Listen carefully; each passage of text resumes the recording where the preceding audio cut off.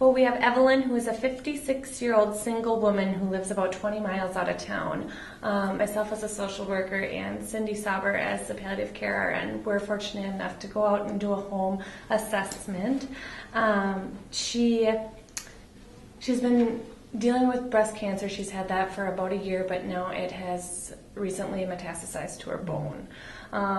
Her goal is to be able to remain at work as long as possible throughout her current treatment as a paralegal here at a local law firm. At first she was really kind of reluctant to meet with us because, you know, it's kind of scary having an RN and a social worker just coming into your home. But after I went into detail that, you know, we can kind of assist her with any form of paperwork in regards to insurance, copay assistance, disability, she then took us up on our offer. And she is very reluctant to kind of give up some information, but as we all would be, I guess, in this journey with her. And so anyways, as we go on, I'm going to continue to assess for immediate needs, and especially since she currently doesn't have much for support. Family lives about 2 hours out of the area, so we will be a big support for her. She does have a dog that she really enjoys spending a lot of time with. So I think that's something we need to take into consideration when she starts up again with her chemo and radiation. So, Daryl, I know you met with her. How did the visit go? Yes, as a chaplain, I met with Evelyn during her second infusion.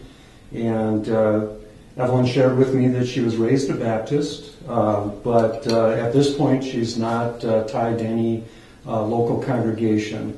We had a conversation about spirituality in general terms, and she was open to that. But she didn't want me to contact any local faith community. And so she was open to having me come back and visit with her, do some follow-up. And so we'll talk about her spiritual concerns in general terms. She was willing to talk. And so I'll let her kind of guide the conversation where she wants it to go, and we'll pursue that. I did find out one other thing. A number of years ago, she went through some depression. And it was tied to a divorce that she was going through more than 15 years ago. So that's something that she's dealt with in her past. From a mental health perspective, certainly the fact that she had depression in the past certainly makes her a little bit more vulnerable at this point in her life, for that to have another recurrence of it. So I think we need to be mindful of that as we go along. I don't know if she had any active treatment for that or not. It could have been a situational depression, but I certainly think we need to be aware of that. I saw her in infusion, and from a nursing perspective, she understands what's going on really well, her disease process and what's going on with her. She understands that all really well. And she tolerated the first chemo really well. She didn't have any problem at all with it. The second chemo, she had quite a bit of problem. She got a lot weaker. She got more nauseated. She just didn't feel well with it, and she wasn't happy with her nausea medications because they just didn't work fast enough. So I gave her some suggestions as far as trying to pre-medicate with the chemo. Maybe, Julie, you could look as a pharmacist into what she's on and if it's appropriate and if we can maybe change that around. But I think for the first round anyway, to see if we can just pre-medicate her and medicate her before the chemo and then regularly for the first, 24 to 48 hours maybe? Yeah, I'm just taking a quick look at our medications. She's on a lot of things here, you know, to help with nausea and stuff, and scheduling it would be a great idea, I think, prior to and after the chemotherapy.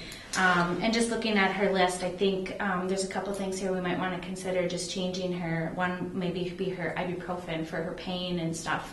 It can cause a lot of stomach upset, nausea, that kind of thing. And so maybe some Tylenol would be better for her. So we can maybe take a look at that. Okay, so I think what I'll do is I will get a hold of her before our next chemo. We'll talk a little bit about what the team has made for recommendations. And then I will get her the PHQ-9 to complete also. I'll recommend that maybe even trying some essential oils for the nausea. What do you guys think about that? Give it a try. I will update her primary doctor and her oncologist so that they're updated on the recommendations to see what else they would like to do or if they're okay with these, and then we'll go forward. And I can actually talk with her primary as well. Okay. His office is right next to mine, and so I'll touch base with him, kind of have an idea where things are going. I know Evelyn kind of a little bit socially because I take care of one of her distant relatives as well, Okay. and so I'll try and do that. You had mentioned Megace, and so I think we should maybe keep that in the back of our head. If we can get her nausea under control, but her weight and appetite still continue to be an issue, there might be a reason to consider something along those lines for a little bit of appetite stimulation. My hope is not to do that, but because I know she's not a big fan of medications either, and so we'll try and accommodate some of those needs. But we have some ideas for her. There may be a role for some steroids in there as well.